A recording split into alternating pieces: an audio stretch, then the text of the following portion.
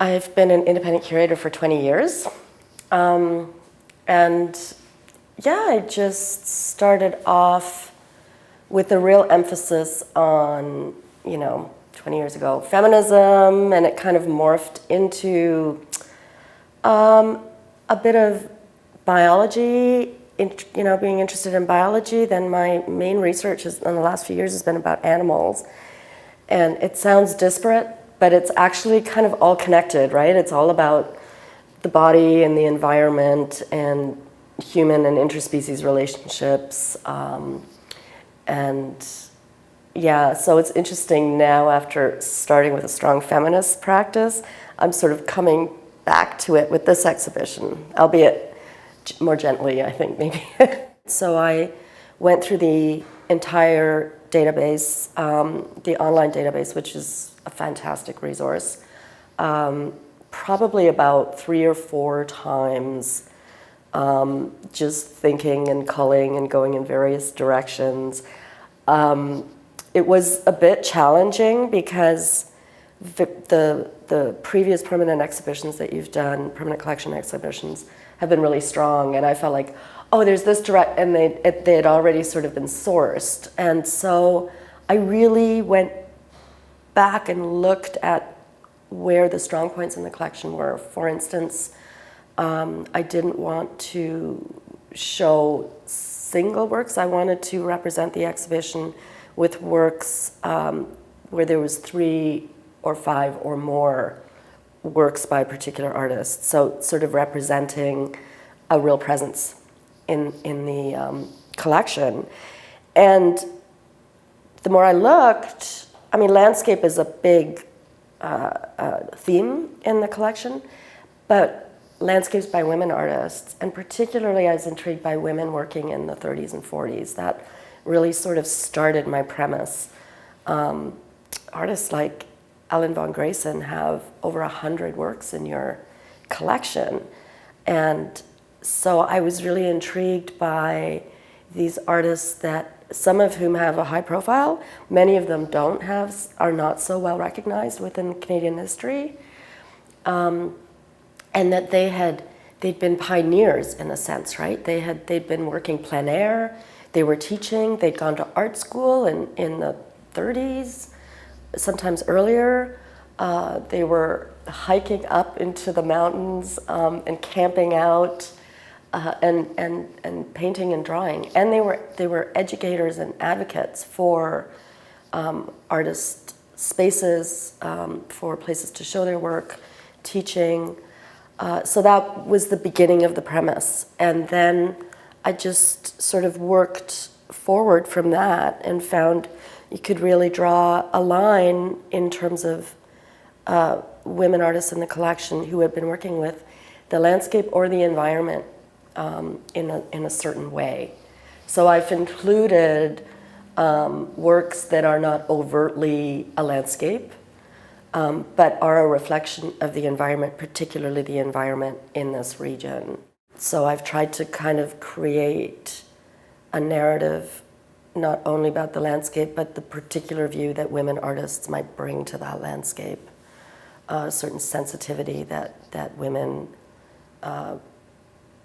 would bring into their work. There's an intellectual selection of works, and then there's a visceral selection of works in trying to understand how those works are going to feel in the space in relation to each other and the body of the viewer, essentially. So how do those narratives start to speak to each other across the room? And that isn't an intellectual thing, but it's also a visceral thing. There's a logic, and then there's a break in the logic that is just supported almost emotionally in terms of how I then responded to the narratives I saw in the work. The challenge was really to discipline myself, to keep going back and saying, is this reflective of what is there? And what kinds of works have been made in the region and in response to the region, while I should say not all of them were. but I did include some that I felt were strong enough in terms of the overall theme that they could live within that premise. I was really excited, again, about these women who were working earlier, right? Women whose stories were not familiar to me, Nellie Duke and Grayson and there was about 3 or 4 of those women working together. I was really excited to kind of delve into that pioneering spirit that they had, and the fact that they were, but for one, professional artists in an early time. When, in a time in the 30s and 40s where Canadian art history focuses on men, male artists.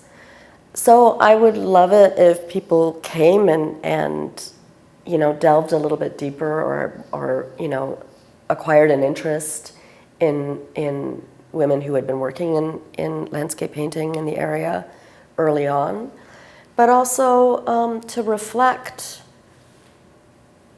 on whether women do bring a particular sensitivity to art making that maybe focuses more on microcosms rather than macrocosms. There are works that have a kind of the sublimeness of a landscape, which I think sometimes is hard to escape when you live in this landscape.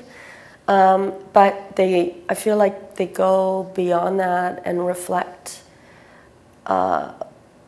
perhaps more directly on what lives in that landscape, what the atmosphere of that landscape is, what meditative things they could cull from that landscape in order to transform it into a more abstracted art form. You know, and as always, once exhibitions are out there, once works come together, all kinds of new narratives come in, and audiences bring those narratives, and I'm excited to see what stories they might bring, and that story will be different for people who are local and for people who are visiting from the outside. I would imagine that there's a certain local audience that will be very responsive because they'll recognize some of the artists and some of the places, some of the ideas, and then on a broader scope, how works have also transformed historically, right? This move from a landscape painting into abstraction, into sculpture, and finally into video, which is the newest work that we've included. So we're covering a lot of media and charting a certain arc in responding to developments in the larger art world as well.